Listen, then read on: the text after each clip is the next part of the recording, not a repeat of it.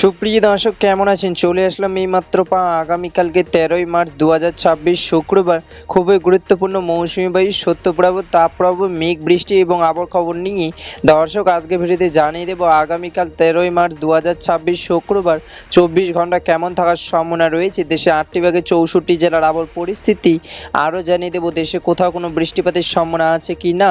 এবার জেনে নিই এক নজরে। দর্শক ইতিমধ্যে গত 24 ঘন্টায় আবহাওয়াবিদ দেশের সর্বনিম্ন তাপমাত্রা রেকর্ড করেছেন গোপালগঞ্জে 25 থেকে 26 ডিগ্রি সেলসিয়াস এবং আবহাওয়াবিদ আরও জানিয়েছেন ইতিমধ্যে গোপালগঞ্জ, চুয়াডাঙ্গা ও পঞ্চগড় জেলায় আকাশ হালকা মেঘলা এবং আগামী কয়েকদিন অব্যবহৃত থাকতে পারে। দর্শক এই পর্যায়ে সরাসরি চলে আসলাম স্যাটেলাইট উপগ্রহের চিত্রে এবং এই মুহূর্তে দেখতে পাচ্ছি আজ এবং আগামীকাল 24 ঘন্টায় দেশের 8টি বিভাগে 64 জেলার আকাশ পরিষ্কার থাকার সম্ভাবনা রয়েছে।